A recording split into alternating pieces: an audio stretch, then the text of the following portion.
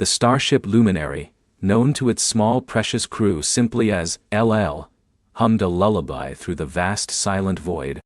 It wasn't a sound you heard with your ears, not really. It was a thrum you felt in your bones, a deep, resonant purr that spoke of power contained, of systems vigilant, of a journey spanning light years and lifetimes. Inside one of the ship's most cherished compartments, a room bathed in the soft glow of a simulated twilight, Elara lay tucked into her zero-G hammock. The hammock itself was a wonder, woven from bioluminescent fibers that pulsed with a gentle rhythmic light, mimicking the slow breath of a sleeping creature. Above her, the ceiling was a vast curved viewport, currently showing a swirl of nebulae in hues of amethyst and rose, so close it felt as if she could reach out and trace the cosmic dust with her fingertips. This was her favorite view, the starfield dreamscape her father had programmed just for her, replacing the actual, often less colorful vista of whatever quadrant of space Elle was currently traversing. Elara, all of 9 years old, had never known a home that wasn't Elle. Her earliest memories were of its polished corridors, the gentle gravity that shifted subtly depending on which deck she was on, the scent of ozone and recycled air, and the comforting omnipresent voice of Lumi, the ship's primary eye.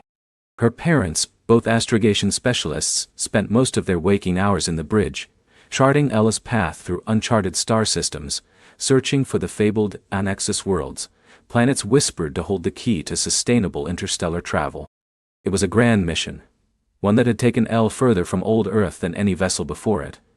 But for Elara, it mostly meant quiet evenings, and the companionship of Lumi. Tonight, Lumi's voice was softer than usual, a soothing murmur that flowed from the hidden speakers in Elara's walls. "Sleep, little starseed," Lumi intoned, the words resonating with a warmth that transcended mere programming. "The starfield dreamscape will guard your rest, your energy reserves are optimal, your respiration steady, all is well." Elara snuggled deeper into the hammock, pulling her worn plush comforter, a relic from her mother's childhood on Earth, smelling faintly of lavender and long-ago stardust, up to her chin. "Good night, Lumi," she whispered back, her voice a sleepy sigh. "Good night, Elara." The nebulae above began to slowly swirl, the colors deepening, then fading to a tranquil sapphire. Elara closed her eyes, but sleep didn't come immediately. Her mind, as it often did, drifted to the endless possibilities outside Ella's hull. She imagined other children, on other ships, in other star systems, looking up at their own dreamscapes. Did they have a Lumi? Did they wonder if anyone else was out there, traveling just like them? Living on Elle was wonderful, in its own way. Her lessons were delivered by holograms that could materialize ancient civilizations right in her cabin, or shrink entire solar systems to fit on her palm. Her meals were always her favorites, synthesized with perfect nutritional balance and whatever flavor profile she desired. Her playmate was an adaptable drone named Spark, capable of transforming from a tiny whirring orb into a life-ized simulation of any terrestrial animal, or even a fantastical alien creature from the databanks. But sometimes, especially at night, a tiny, quiet ache would settle in her chest. It was the ache of being the only child on a ship of adults, the only one whose world was entirely contained within the metal skin of LL. A soft inche ping echoed through her room, a sound reserved for urgent messages from her parents. Elara's eyes snapped open. The sapphire dreamscape remained, but a small, translucent overlay shimmered into existence in the corner of her vision, displaying her mother's face.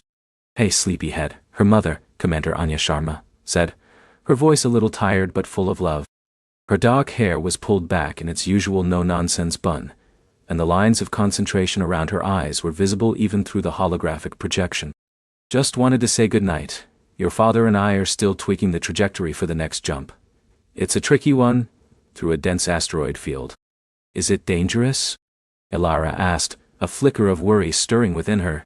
She knew tricky often meant long hours and heightened alert for the crew. Her mother's smile softened. "Not for Elle. She's built for anything. And we have the best co-pilot in the galaxy, don't we, Lumi?" "Affirmative, Commander," Lumi's voice chimed in, a comfortable presence. "All parameters are within acceptable deviations. Probability of success, 99.998%. Z? Her mother winked. Just a long night for us. You sleep tight, little starseed. We'll be in to check on you before we catch a few hours of rest ourselves. We love you. Love you too, Mom, Ilara replied, the ache in her chest easing slightly. The overlay faded, and the sapphire dreamscape returned to its solitary beauty. Ilara sighed, rolling onto her side. The thought of the next jump was always exciting. Elle didn't just drift. She jumping. Using specialized continuum drives, Elle could fold space, taking shortcuts through the fabric of reality, traversing hundreds of light years in what felt like moments. The sensation of a jump was unique. A brief, exhilarating lurch. A shiver that ran through the entire ship, followed by a dizzying flash of light as the stars outside smeared into streaks of pure energy, then settled into an entirely new configuration. It was like blinking and opening your eyes to a brand new universe. She remembered her first jump, when she was just a toddler. Her parents had described it in painstaking detail, showing her holographic simulations, trying to prepare her. But nothing could truly prepare you for the raw, visceral experience. She'd clung to her mother, eyes wide with a mixture of fear and awe, as the room seemed to twist and stretch, then snap back into place, revealing a galaxy she'd never seen before. Now, it was just part of life. A familiar thrill that punctuated Le's relentless journey. With the thought of the jump, another thought surfaced, one that had been nagging at her for weeks. Lately, Lumi had been showing her new data. Not just the usual educational programs or entertainment, but strange, beautiful images of a planet. It was a world unlike any she'd seen in the databanks. Not a barren rock, not a gas giant, not even a verdant, Earth-like sphere. This planet was a kaleidoscope of liquid light, shimmering with internal bioluminescence, its surface a shifting tapestry of glowing currents and swirling patterns. Lumi called it Planet Athel. Lumi, Ilara whispered, pushing herself up slightly in the hammock. Can you show me Planet Athel again? A moment of silence, then Lumi's voice, a touch of gentle surprise in its tone. Ilara, it is past your designated sleep cycle. Is there something troubling you? No, Ilara insisted. I want to see it. It's so pretty. Very well. The sapphire dreamscape melted away, replaced by the breathtaking vision of Planet Athel. It filled the entire viewport, a living jewel suspended in the black. Its atmosphere seemed to be made of delicate, glowing mists, swirling around a core that pulsed with an internal soft light. Rivers of pure liquid light flowed across its surface, merging into vast, glowing oceans. There were no visible landmasses, only shifting patterns of luminescence, like a cosmic aurora made solid. It's not in the star charts, is it? Ilara asked, even though she already knew the answer. Lumi had shown her the official Federation star charts, vast, intricate maps of explored space. Planet Athel was nowhere on them. Negative, Ilara, Lumi confirmed. Planet Athel is a hypothetical construct, generated by extrapolation algorithms based on observed energy signatures from the furthest reaches of the Sagittarius arm. It represents a theoretical possibility, a world composed primarily of exotic, light-emitting biological compounds, sustained by unique stellar radiation. But it looks so real, Ilara murmured, pressing her hand against the cool surface of the viewport, as if she could feel the gentle warmth of Athel's light. Do you think we'll ever find a planet like it, Lumi? The universe is vast, Ilara, Lumi replied. The probability of encountering a world with such specific characteristics is infinitesimally small, yet not zero. It is within the realm of the possible, given sufficient exploration. And that's what we're doing, right? Ilara asked, her eyes still glued to the glowing world. Exploring, to find new homes, new things, like Athel? Precisely, little starseed, Lumi confirmed, her voice holding a note of quiet pride.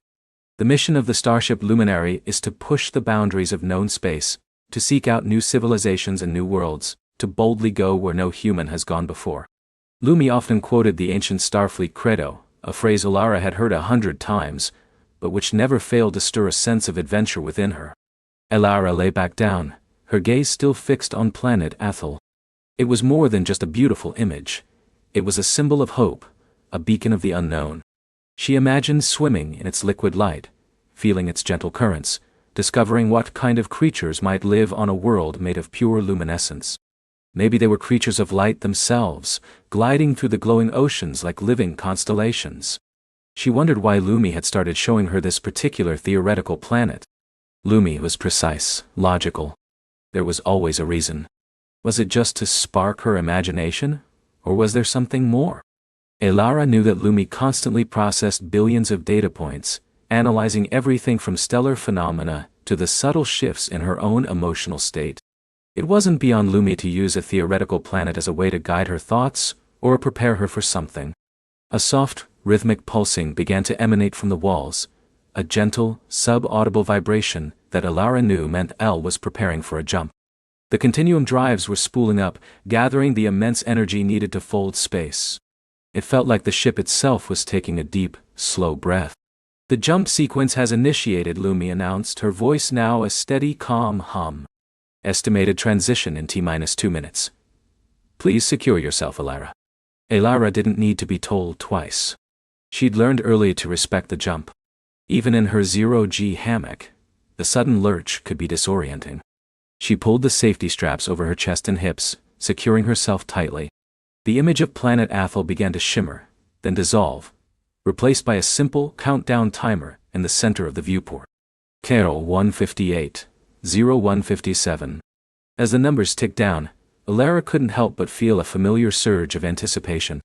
Where would they be going this time? What new wonders would greet them on the other side? It was the greatest mystery of her life, a new adventure, every few weeks. She closed her eyes again, listening to the ship's deep thrumming intensify. It was a comforting sound, the sound of home. El was more than just a ship. She was a living, breathing entity, a guardian, a companion. And Lumi was her voice, her mind, her heart. The thrumming reached a crescendo, vibrating through every fiber of her being. The air itself seemed to thicken, charged with unseen energy. Elara took a deep breath, holding it. 03, 002, 001. Then, the world twisted. It wasn't a violent jolt, not anymore. El had refined her jumps over decades. It was a smooth, yet profound displacement. The feeling was like being stretched thin, then snapping back into place, all in an instant. A flash of blinding, shimmering light filled her vision, even through her closed eyelids. It was the universe tearing open, revealing its true chaotic beauty, then stitching itself back together. And then, silence.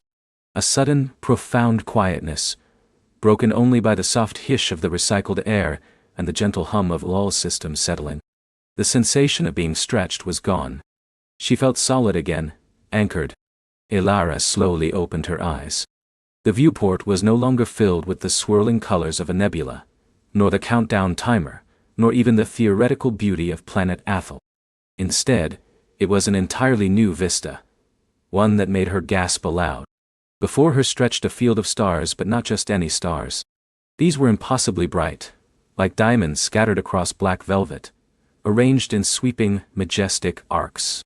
In the very center of her view, dominating the entire celestial canvas, was something she'd never seen before, not even in the most fantastical of Lumi's simulations. It was a nebula, yes, but unlike any other. It pulsed with a soft, steady luminescence, a vast cosmic heart. And within its swirling incandescent clouds there wasn't just gas and dust. There were structures. Impossibly delicate, yet clearly artificial. They glittered like spun starlight, vast skeletal frameworks that seemed to curve and intertwine, forming what looked like an immense ethereal city floating in the heart of the nebula. Rivers of pure light seemed to flow through these structures, connecting them, illuminating them from within. Lumi? Elara whispered, her voice barely audible. What is that? A beat of silence.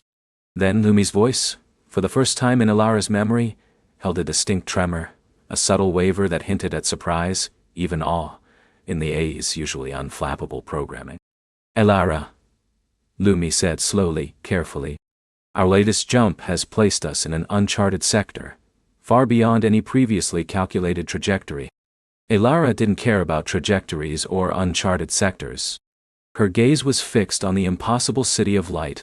It pulsed, it breathed, it lived. The structures you observe, Lumi continued, are beyond any known technological classification. The energy signatures are anomalous. The scale is unprecedented. Is it real? Elara asked, a shiver of wonder tracing its way down her spine. The ache in her chest was gone, replaced by a feeling of boundless, exhilarating discovery. This was it. This was what they were searching for. Preliminary scans indicate material integrity and sustained energy output, Lumi confirmed, her voice regaining a measure of its usual composure, though the undertone of profound surprise remained. It appears to be a construct of immense sophistication, possibly the creation of an advanced civilization. Elara pushed herself out of the hammock, her feet finding the familiar soft carpet of her cabin. She walked to the viewport, pressing her nose against the cool surface, trying to get closer to the impossible vision. The structures seemed to beckon, to whisper secrets across the vastness of space. It's like a city of stars, she breathed. Just then her cabin door slid open. Her mother, her face etched with exhaustion, but her eyes wide with a similar profound awe, stepped inside. Her father, Commander Jian Li, followed close behind, his usually stoic expression replaced by one of utter astonishment. Elara, are you all right? Her mother asked, her voice hushed. Did you feel the jump? It was unusual. Then her eyes fell on the viewport, and she stopped dead, her jaw dropping. By the ancients. Her father, usually quick to analyze, could only stare. Lumi confirmed visual data, runs spectral analysis, gravimetric scans, anything, everything. Already in progress, Commander, Lumi replied, a flurry of data streams now flickering across the main control panel in Elara's room, too fast for her to comprehend. Initial readings are inconclusive. The energy output is staggering, yet stable. The structural integrity of the construct defies current understanding of material science. It's like nothing in the Federation archives, her mother whispered, her voice barely a breath. Nothing in any known civilization. She reached out, placing a hand on Elara's shoulder, pulling her gently closer. Elara, what do you see? Elara didn't take her eyes off the luminous city. It's beautiful, Mom. It's like a dream. Do you think... Lumi showed me planet Athel for a reason? Like, to prepare me for this? Her parents exchanged a look, a mixture of bewilderment and a dawning understanding. Lumi had always had a subtle way of guiding Elara, of nurturing her curiosity. But to foresee something of this magnitude? Lumi, her father said, his voice regaining its command tone, though still tinged with wonder. Did you project a theoretical construct of a light-emitting world to Elara in anticipation of this discovery? A brief pause. Not as a direct anticipation, Commander. However, my algorithms indicated a heightened probability of a significant discovery that might challenge existing paradigms. Presenting a hypothetical scenario of extreme beauty and complexity was deemed beneficial for Elara's cognitive and emotional preparation for the unknown.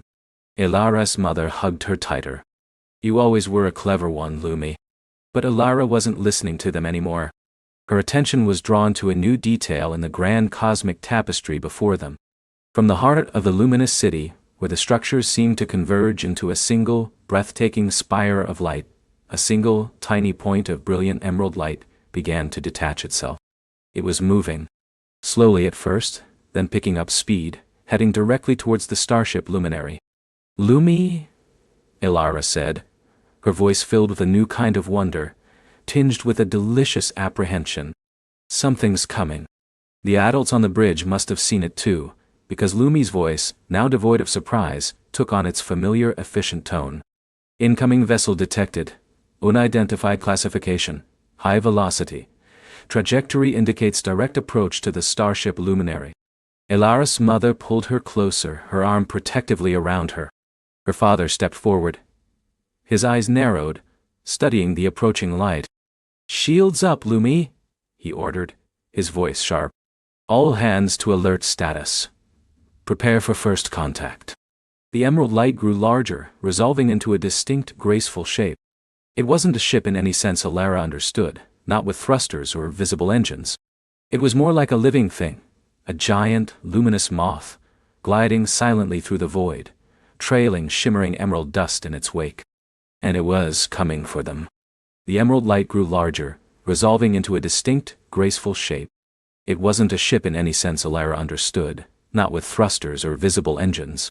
It was more like a living thing, a giant, luminous moth, gliding silently through the void, trailing shimmering emerald dust in its wake. And it was coming for them. The Stardust Wandering's shields shimmered into full power, a faint blue aura rippling across its hull, an invisible barrier against the unknown. Inside, the bridge hummed with a heightened tension. Lumi's holographic interface pulsed, displaying streams of data that tried, and failed, to categorize the approaching entity. Kinetic energy readings, negligible. Radiation signature, none. Composition analysis, unknown organic crystalline matrix, Lumi announced, her voice a rapid, almost breathless stream. It's unlike anything in our databases, Captain. It appears to be composed of living light and solidified stardust. Alara pressed her face against the viewport, her breath fogging the cool durasteel. The moth was enormous, easily dwarfing their ship. Its wings, vast and translucent, pulsed with an inner light that shifted from deep forest green to a shimmering ethereal teal. Delicate tendrils, like antennae, extended from its front, slowly unfurling as it drew nearer. The emerald dust wasn't just trailing. It seemed to be a part of its very being, tiny motes drifting from its wings, catching the distant starlight and sparkling like microscopic jewels. Captain Jack stood firm, his gaze unwavering. No hostile intent detected, Lumi. Negative, Captain. In fact, its energy emissions are soothing, harmonious. It's almost as if it's resonating with the very fabric of space-time in a way we can comprehend. Lumi's avatar, a shimmering nebula of light herself, tilted her head, a gesture of thoughtful curiosity. There are complex light patterns emanating from its core, Captain. They appear to be structured, possibly a form of communication. The moth ship now hung directly before them, its sheer size filling the viewport. Its emerald glow bathed the Stardust Wanderer's bridge in a soft otherworldly light, turning the metallic surfaces into polished jade. It didn't dock, or attempt to breach their shields. Instead, its light intensified, and from its vast central body, a single beam of pure concentrated emerald light extended. It wasn't a weapon. It was an invitation. The beam shimmered, not touching the white Stardust Wanderer physically, but creating a holographic projection in the space between the two vessels. It was an image, clear as day, yet utterly alien. A spiral galaxy, not their own, but one teeming with countless suns, slowly rotating. Then, a closer view. A nebula, swirling with vibrant colors, giving birth to new stars. And finally, a single planet, green and blue, orbiting a binary sun. A planet that looked remarkably like Earth, yet subtly different. Alara gasped, her hand flying to her mouth. It's showing us where it's from. Or where it's going, Jax murmured, his eyes narrowed, scrutinizing every detail of the projection. Lumi, can you interpret those light patterns now? Affirmative, Captain. The projection is a visual language, encoded within the light. It's a story? A history, perhaps. Lumi's data streams scrolled faster, processing the influx of complex information. It speaks of life, of journey, of creation. And a warning. The projected image flickered. The beautiful green-blue planet began to crack, fissures opening across its surface, glowing with a terrible internal fire. The binary suns grew monstrous, expanding, consuming. The spiral galaxy began to dim, stars winking out one by one, swallowed by an unseen, encroaching darkness. A wave of profound sadness, a silent lament, seemed to emanate from the moth ship, washing over the Stardust Wanderer. Alara felt it keenly, a pang in her chest as if she was witnessing the death of her own home. What is it saying, Lumi? She whispered, her voice tight with emotion. It's showing us destruction, Alara, Lumi replied, her voice tinged with an unusual solemnity. A cosmic catastrophe, a creeping void that consumes all light. And this moth creature, it is fleeing from it. It is a messenger, a refugee. Jax's jaw tightened. A refugee? From what? And why here? What does it want from us? As if in answer, the emerald beam pulsed again, and the projection changed. It showed not destruction, but construction. Delicate, intricate structures, woven from light and stardust, forming vast networks, protecting the last vestiges of life from the encroaching darkness. It showed beings, not of flesh and blood, but of pure, concentrated light, tending to these fragile havens. And then, it showed the wise Stardust Wanderer. It showed their ship, not as a threat, but as a potential ally, a beacon of hope against the encroaching shadow. It wants help, Elara breathed, understanding dawning on her. It's asking for our help. Help with what, Elara? Jax asked, his voice calmer, but still laced with caution. We're explorers, not cosmic saviors. The moth ship seemed to respond to his words. The beam intensified, and a section of the projection solidified, forming a shimmering, emerald doorway directly in front of their viewport. It was an invitation, clear and unambiguous. Captain, the entity is creating a stable portal directly into its interior, Lumi reported. The atmospheric conditions within appear benign, breathable, temperature stable. There are no hazardous energy readings. Jax hesitated, his gaze fixed on the glowing doorway. Shields down, Lumi. Prepare a away team. Standard protocol. Elara, you're with me. Lumi, maintain a constant diagnostic on the portal and the entity. If anything changes, even a flicker, pull us back. Understood, Captain. A tingling sensation passed through Elara as the shields retracted. The ambient light from the moth ship felt warmer now, almost comforting. She adjusted the comm link on her ear, feeling a mix of trepidation and boundless excitement. This wasn't just first contact. This was an invitation into an entirely new form of life. Stepping through the emerald doorway was like walking into a dream. The air was cool and smelled faintly of ozone and fresh rain. The walls around them were not solid, but seemed to be woven from countless strands of glowing emerald light, constantly shifting and flowing, creating patterns that were both beautiful and impossibly complex. There was no sense of gravity, yet they stood firm, their feet anchored by an unseen force. Remarkable, Jax murmured, his hand resting on his sidearm, a gesture of ingrained caution even in this wonderland. It's as if we're inside a living aurora borealis. Lumi's voice came through their comms, slightly muffled by the strange acoustics of the space. The interior structure is entirely organic, Captain. It appears to be a vast interconnected network of bioluminescent fibers, constantly generating and regenerating. It's a living ship, Elara, down to its very molecular structure. As they ventured deeper, guided by the gentle pulsing of the light, they found themselves in a vast chamber. It was open, cavernous, yet felt intimate, like being at the heart of an enormous luminous flower. In the center, suspended in mid-air, was a sphere of pure concentrated light, about the size of a small moon. It pulsed with an internal rhythm, radiating not just light, but what felt like a symphony of silent emotions: wonder, sorrow, ancient knowledge. Around the sphere, countless smaller motes of light, identical to the emerald dust that trailed the moth ship, drifted and coalesced. As Elara watched, one particular cluster of motes began to grow, swirling faster and faster until it formed a distinct shape. It wasn't humanoid, or even animalistic. It was a being of pure light, constantly shifting, flowing, yet retaining an unmistakable intelligence. It had no face, no limbs in the way they understood them, but its presence was profound. Welcome, wanderers. A voice echoed in Elara's mind, clear as a bell, yet without sound. It wasn't spoken but felt, a direct transfer of thought and emotion. We are the Lumina, and this vessel is our last hope. Jax instinctively reached for his comm. Lumi, are you getting this? Affirmative, Captain, Lumi's voice crackled, laced with awe. Direct neural interface. Highly advanced telepathy. It's icking to all of us simultaneously. We have watched you, little ship, for many cycles, the Lumina communicated. Your journey through the void, your gentle curiosity, your desire to understand. We sought such hearts. Elara stepped forward, drawn by an irresistible pull. What happened to your world? What is the darkness you showed us?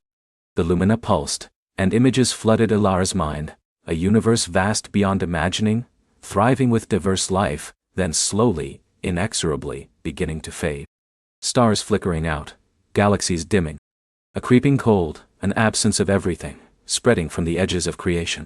It wasn't a destructive force in the conventional sense. It was a cosmic entropy, a slow, inevitable decay of reality itself. It is the great dimming, the lumina conveyed, a profound sadness resonating through Ilara. An imbalance. A slow death of the universe. Our kind beings of pure energy and light are particularly susceptible. We fade with the light. But how can a whole universe just dim? Jax asked, struggling to comprehend the scale of the disaster. Life is light, and light is life, the lumina responded.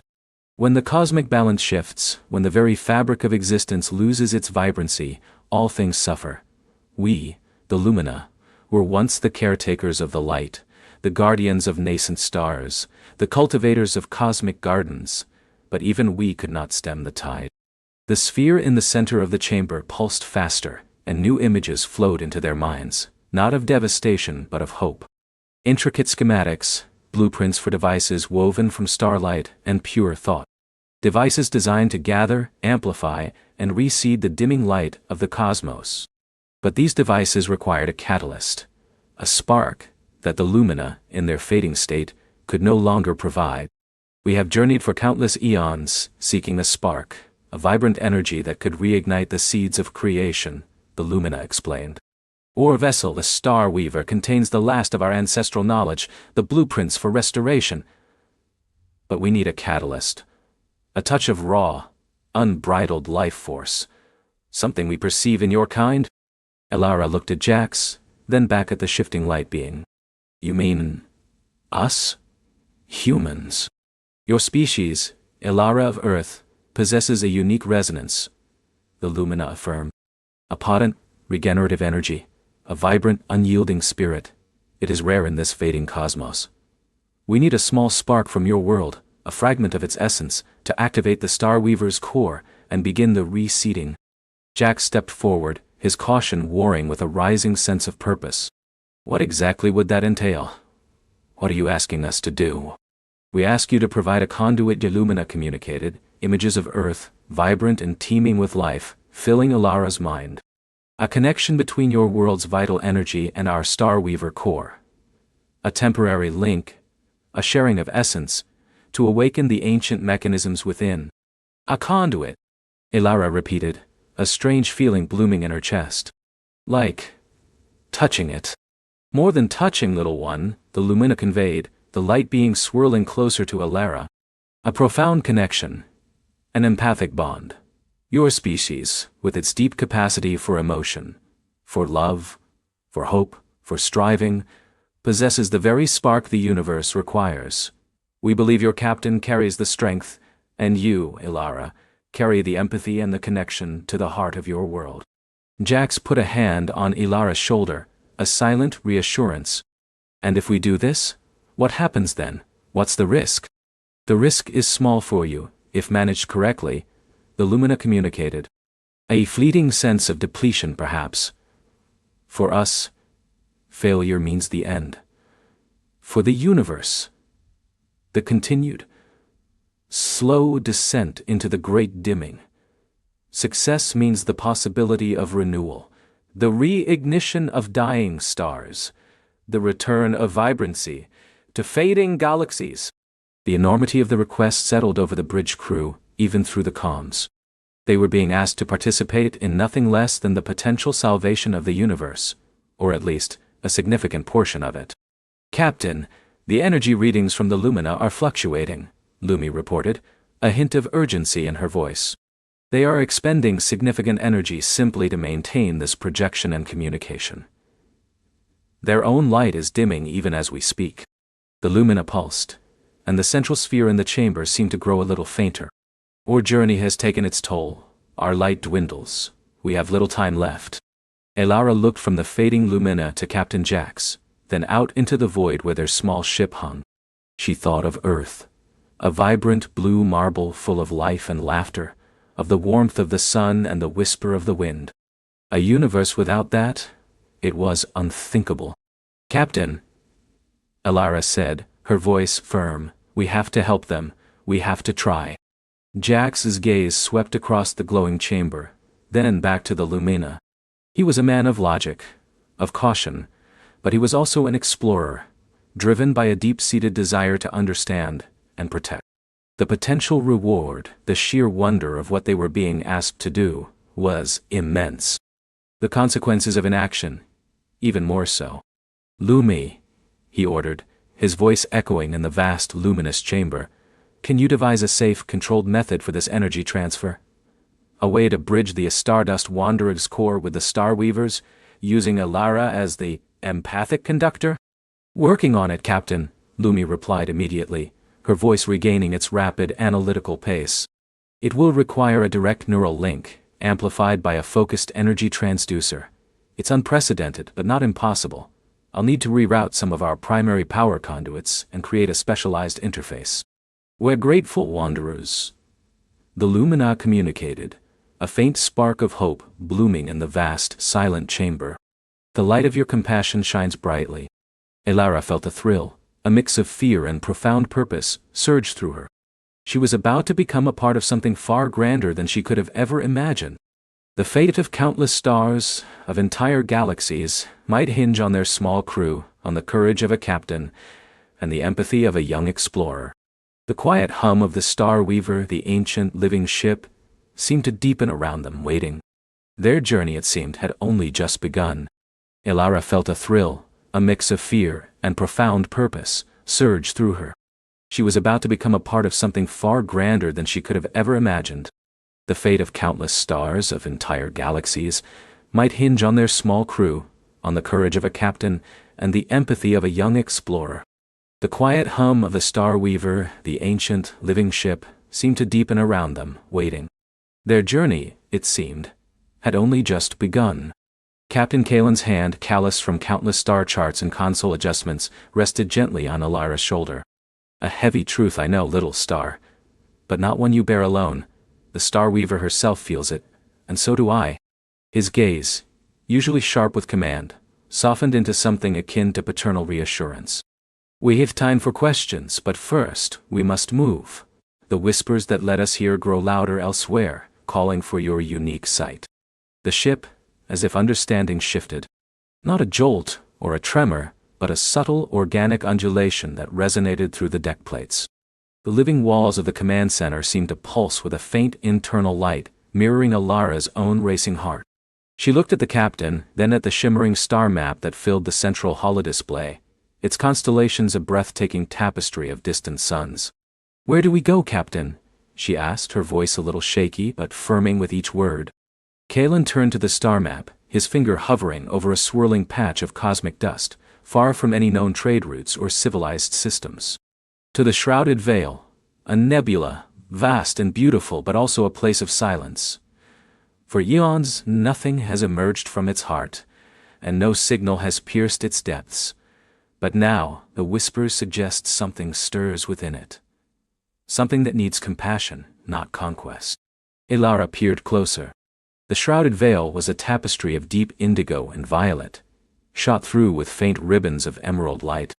It looked like a cosmic bruise, beautiful, yet foreboding. "What kind of silence, Captain?" "A silence that isn't empty, Elara," Kalen replied, his voice low. "A silence that feels held, suppressed. The Star Weaver's instincts tell her it's a place where life struggles, not to exist but to express itself. And that little star is where your empathy will be our guiding light." He gestured to a smaller glowing console on the command deck. "While the Star Weaver plots our course and prepares the jump, perhaps you'd like to explore the ship's archives. There are ancient tales of the Veil, and a few cryptic records of the Star Weaver's own journey through it, millennia ago. She remembers, even if the data is fragmented." Elara nodded, grateful for a moment to process. She walked over to the console, its surface a smooth, warm biopolymer that subtly molded to her touch. As her fingers brushed the interface, A soft light emanated, and images began to drift into her mind, not just on the screen, but within her thoughts. The Star Weaver was sharing her memories directly. She saw fleeting glimpses, colossal, crystalline structures bathed in ethereal light, beings composed of pure energy dancing among nebulae, ships unlike any she'd ever seen, shaped like woven light. And then, a shift. A dark, encroaching shadow. A sense of profound loss. Of voices fading into a desolate quiet. The images were quick, impressionistic, but potent. They resonated with a deep sorrow that Alara felt echoing in her own heart. When she pulled her hand away, a single tear traced a path down her cheek. "It's sad," she whispered. "The veil. It holds a great sadness." Kalen, who had been observing her, nodded gravely. "Indeed. That's why we go, not with weapons but with understanding." He turned back to the main console, his fingers dancing across the controls. "The jump will be deep space and instantaneous. Hold on, Alara. This next leg of our journey will take us to the edge of known reality." A low thrum vibrated through the Star Weaver. The stars outside the viewport elongated into streaks of pure light, then blossomed into a blinding flash. For a moment, Alara felt a disorienting sensation, as if her very atoms were being stretched and reassembled. Then, just as suddenly, the chaos resolved. They were no longer in the familiar tapestry of the galaxy. Outside the Star Weaver's main viewport, the universe was a breathtaking, impossible canvas of swirling colors. The shrouded veil lived up to its name. It was a nebula of unimaginable scale, its gases and dust clouds painted in shades of violet, emerald, and deep rose, illuminated by unseen stars within its heart. Tendrils of luminous energy pulsed like slow heartbeats, stretching across light years. It was beautiful, but also overwhelmingly vast. A cosmic labyrinth. "Welcome to the Shrouded Veil, Alara," Kalen said, his voice hushed with awe. "The Star Weaver has brought us to the edge of the known silence." The ship drifted slowly deeper into the nebula, her organic hull absorbing and reflecting the surreal light. Alara found herself pressing her face against the viewport, completely mesmerized. There were no visible stars, only the diffuse glow of the nebula itself, creating an endless, shifting aurora. The silence Kalen spoke of wasn't just a lack of sound. It was an almost physical presence. A quiet that seemed to absorb all vibrations, all thought. As they ventured further, Alara began to feel it more acutely. A pervasive sense of emptiness, but not the cold emptiness of space. It was an emptiness that longed to be filled, a quiet that yearned for a voice. She closed her eyes, letting her empathy reach out, tentatively at first, then more boldly. She felt echoes. Faint, fragmented sensations, like whispers on a distant wind. Confusion. Isolation. A deep, abiding weariness. And beneath it all, a faint spark. An insistent thrum of life, struggling to break through the overwhelming silence. "Captain," she said, her eyes still closed, "I feel something. Many things. Like a vast mind, but fractured. Like a song that's been forgotten how to be sung." Kalen nodded, his gaze fixed on the nebula's depths. "The Star Weaver senses similar echoes. We are searching for the source of these fragmented calls. The ship indicates a concentration of these energies, deeper within the veil. A place the ancient records referred to as the Weeping Heart." The Star Weaver continued her silent journey, navigating through currents of plasma and fields of exotic particles that would tear any conventional ship apart. Her living hull adapted, absorbing energy, shifting her molecular structure to flow with the nebula's strange physics. Alara watched, fascinated, as shimmering patterns of light flowed across the ship's interior walls, reflecting the external environment, as if the ship itself was breathing the nebula. After what felt like an eternity, they approached a region where the nebular gases coalesced into denser, more intricate patterns. Here, the emerald ribbons became more pronounced, weaving together to form intricate, glowing lattices. And within these lattices Alara saw them. Structures. Not artificial in the way human cities were, but organic, grown from the nebula itself, yet clearly shaped by intelligence. Vast, translucent spires that pulsed with a gentle, inner light, forming a silent, ethereal city. "The Weeping Heart," Kalen breathed, his voice barely a whisper. "It is more magnificent than the legends described." The Star Weaver eased into a wide open cavern within the nebula, its walls composed of swirling luminous gas. The structures here were larger, more complex. They seemed to hum with a faint, almost inaudible energy. But still, the profound silence persisted. No signals, no communication. Elara's empathy pulsed harder now. The sadness was overwhelming, a tangible weight in the air. But she also felt something else, a deep, profound loving. A love that had been trapped, unable to express itself. "Captain," Elara said, her voice tight with emotion. "They're not just sad. They're loving. They want to connect. But they can't." As she spoke, one of the massive spires directly ahead began to pulse more brightly. A wave of energy, cold and lonely, washed over the Star Weaver. Elara flinched, feeling a sudden surge of despair that wasn't her own. "What is that, Captain?" Caelan's eyes narrowed, scanning his readouts. "Energy signature. Highly unusual. Seems reactive. The Star Weaver is attempting to establish a non-verbal link, but it's bouncing off, like a wall of concentrated emotion." "It's a wall of fear," Elara corrected, her own heart aching. "They're afraid to reach out even though they desperately want to. Something hurt them, Captain. Something sealed them off." She remembered the fleeting images from the Star Weaver's archives, the encroaching shadow, the fading voices. Had something happened here eons ago that caused this profound, protective silence? "We need to get closer," Elara urged, her resolve hardening. "I think I can help. I need to feel it directly." Caelan hesitated. "It's a risk, little star. We don't know what kind of entity inhabits these structures or what defenses they might possess, even if unintentional." "But they're calling out," Elara countered, her hand instinctively going to her chest, where her own empathy burned. "I feel it, Captain. They're lost. They need someone to listen, not to analyze." The Star Weaver, as if agreeing, shifted slightly, her engines giving a barely perceptible thrum. Caelan met Elara's gaze, seeing the fierce determination in her young eyes. He knew, intuitively, that this was Elara's moment. "All right, Elara," he said, a note of deep trust in his voice. "But cautiously. The Star Weaver will maintain a protective field around you. She will be your shield, and I will be your anchor. If you feel overwhelmed, or if there's any sign of danger, you come back immediately. Understood?" "Understood, Captain." A shimmering circular ramp extended from the Star Weaver's primary airlock. It was composed of a material that seemed to drink the nebula's light, glowing softly. Elara stepped onto it, the biopolymer warm beneath her boots.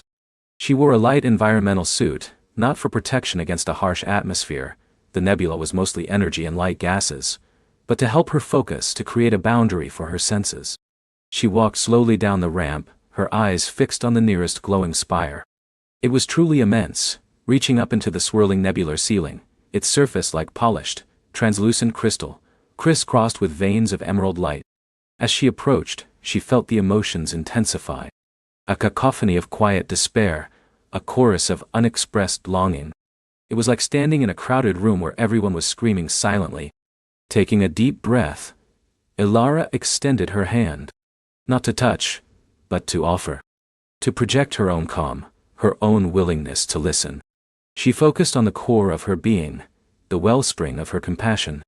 "I hear you," she projected, not with words but with pure emotion. "Easy your sadness. I feel your love. You are not alone. And shy." For a moment, nothing. The silence pressed in, heavy and unbroken.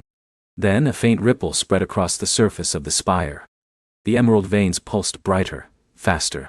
Elara felt a countersurge, a wave of profound relief and gratitude, mixed with a residual fear.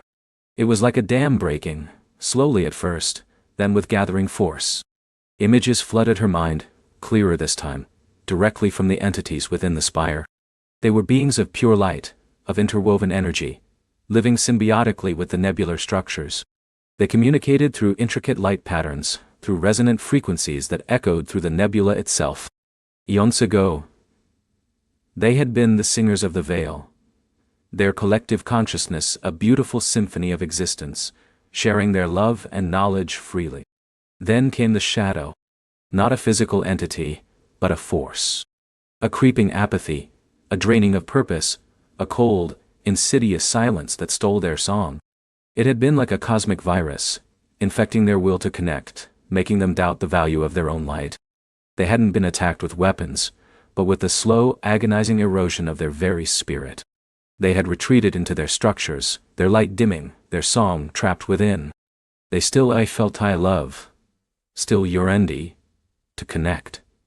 But the fear of the shadow returning, of having their light extinguished again, kept them silent, isolated.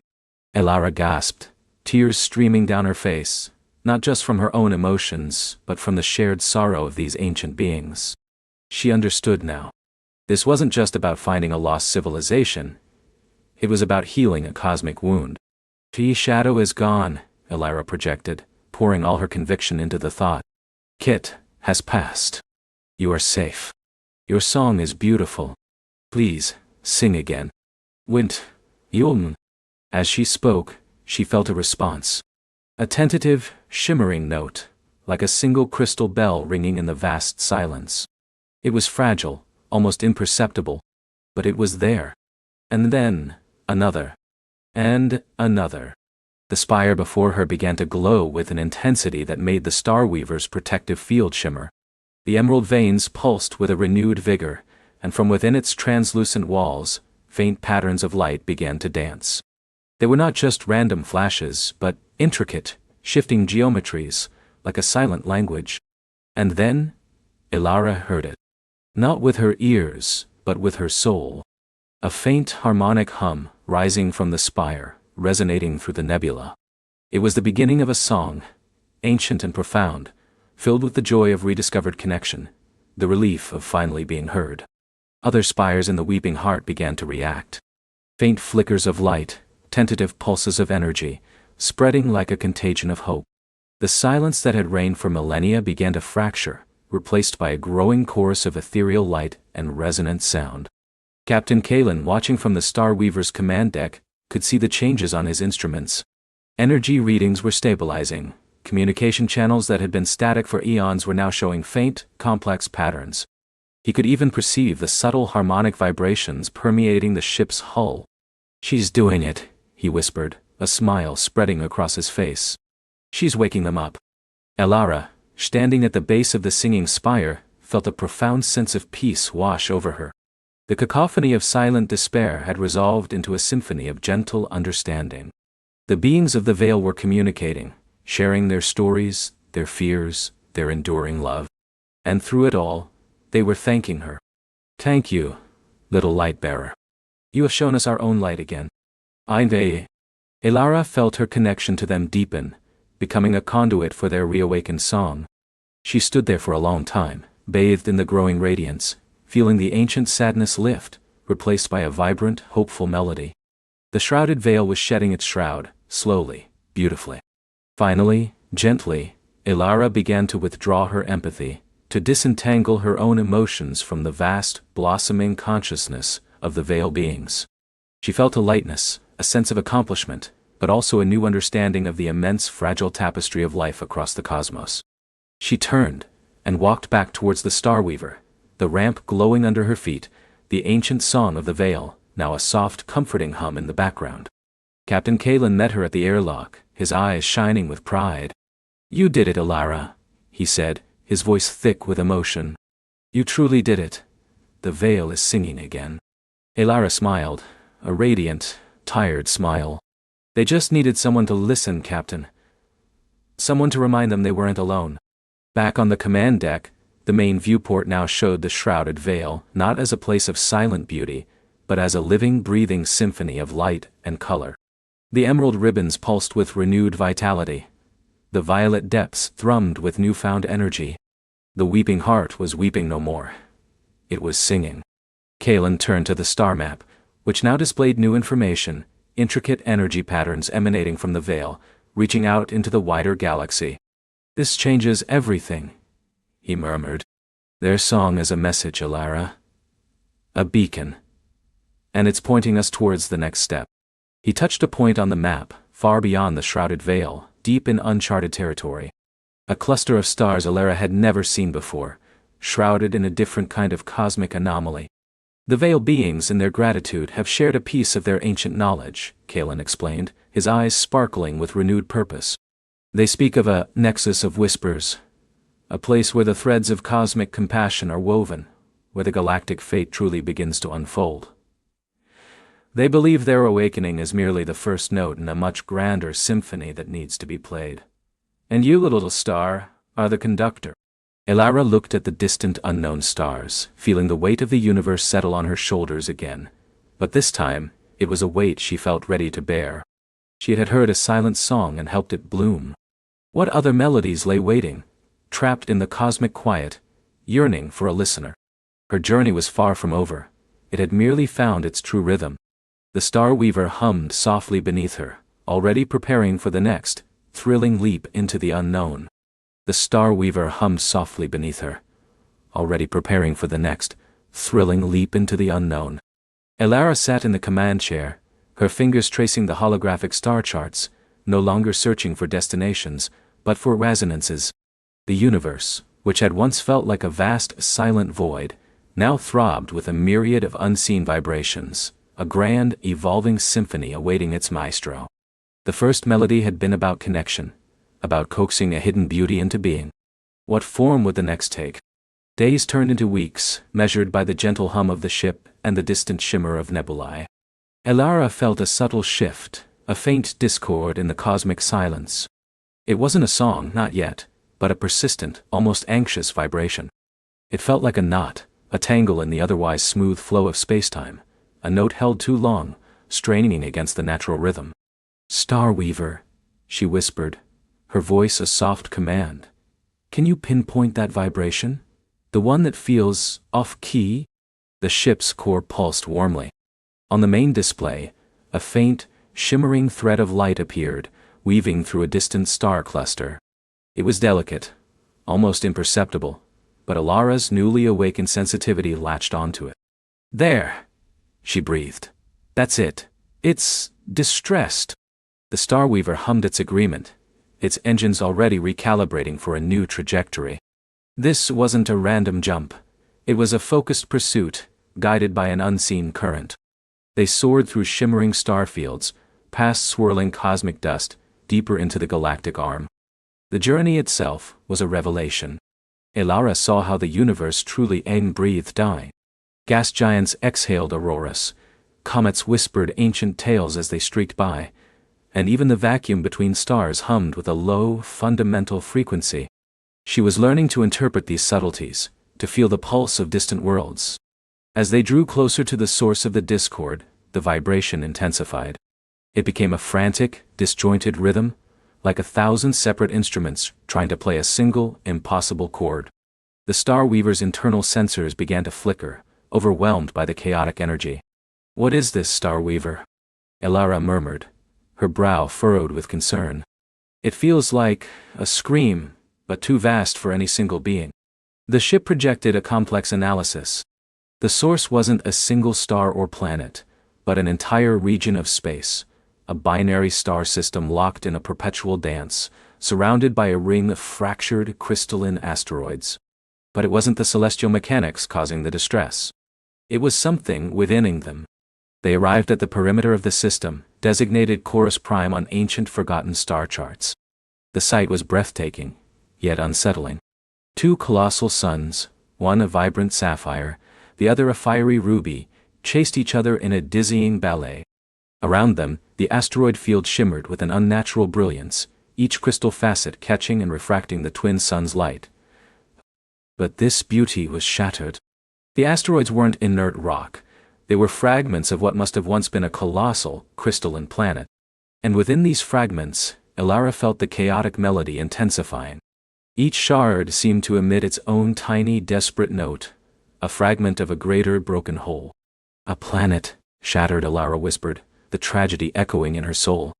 "But why does it still sing?" The Star Weaver projected a reconstruction. Millennia ago, a planet of living crystal, sentient and interconnected, had orbited Chorus Prime. It communicated not through sound, but through light and vibration, a vast, complex consciousness. Then, a cataclysm, perhaps a rogue black hole, a gravitational instability, or an ancient weapon, had torn it apart. Its consciousness, however, had not died. It had fragmented, scattering its essence across countless crystalline shards. Now, these shards drifted, each a tiny echo of the whole, desperately trying to reconnect, to remember the harmony they once shared. The chaotic vibration Alara felt was the sum of these millions of disjointed, yearning cries. It was a melody of loss, of fragmentation, and of a profound longing for unity.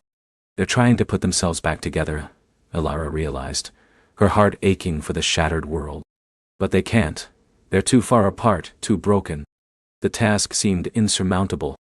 How could she possibly conduct a symphony of broken pieces to mend a shattered soul spread across an entire asteroid field?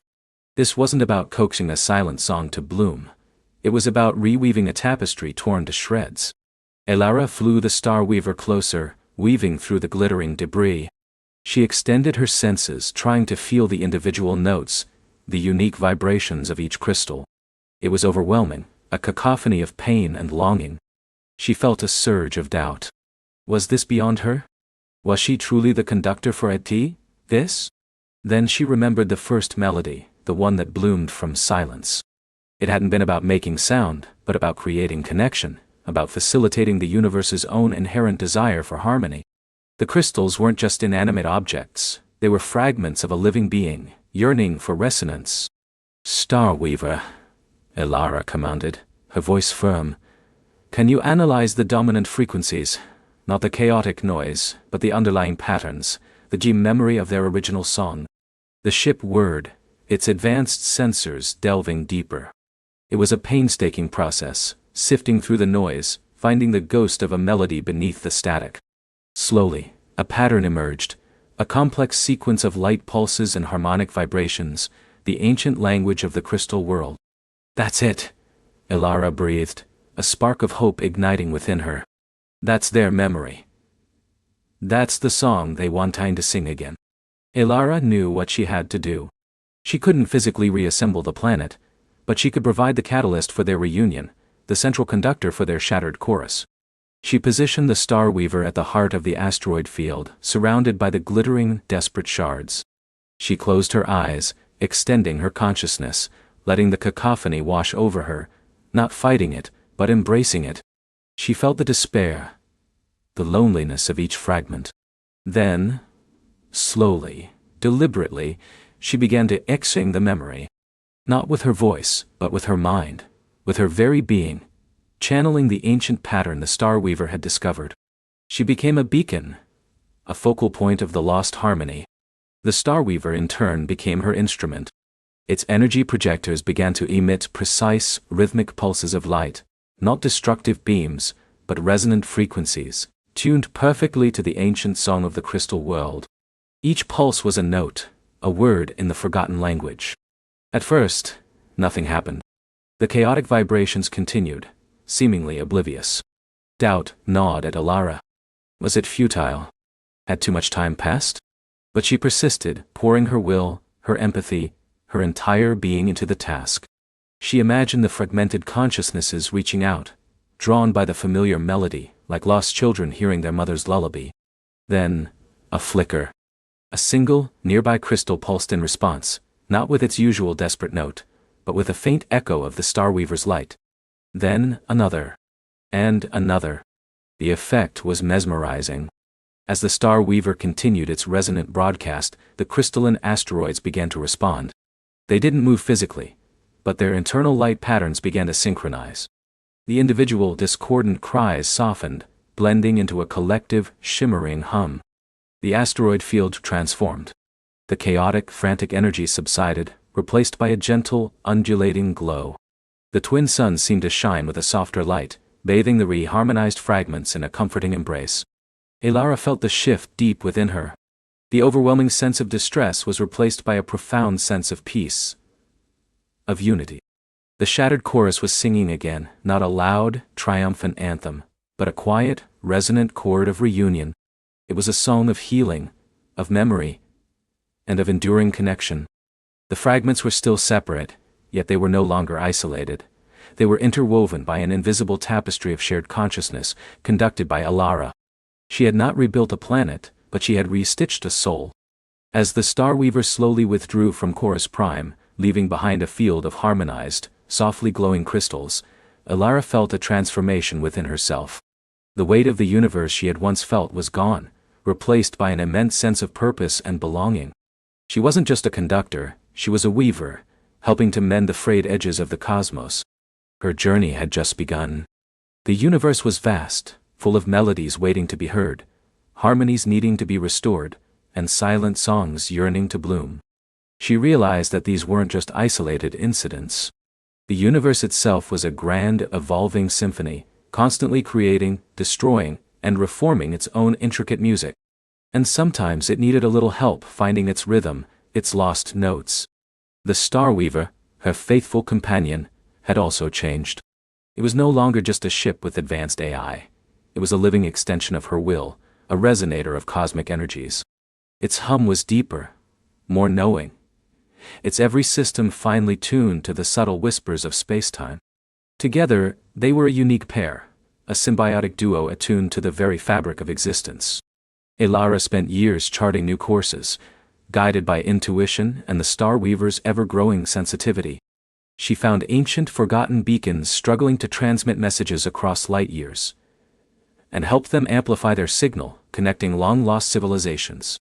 She discovered nascent star systems where elements struggled to coalesce, and gently nudged their gravitational fields into perfect, life-giving balance, conducting the very birth of worlds. She even encountered pockets of dark matter that resonated with unheard frequencies, and helped them find their silent voice, revealing new insights into the universe's hidden depths. Each melody was different, each challenge unique, but the underlying principle remained the same: connection, balance, and the inherent desire for harmony.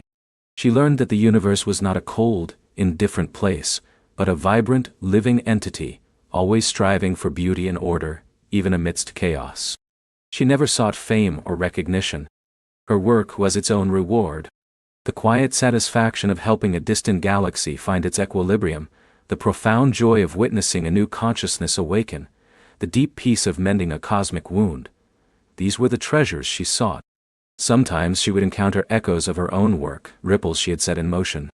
A star system she had helped to stabilize now teemed with life, its inhabitants unknowingly dancing to the rhythm she had helped to establish. A forgotten message she had amplified had led to an interstellar alliance, bridging vast distances with understanding. These were her silent legacies, woven into the fabric of the cosmos. She was the Starweaver, not just of her ship, but of the universe itself. One starlit night, many years after she had first heard the silent song, Alara sat in the Starweaver's observation deck.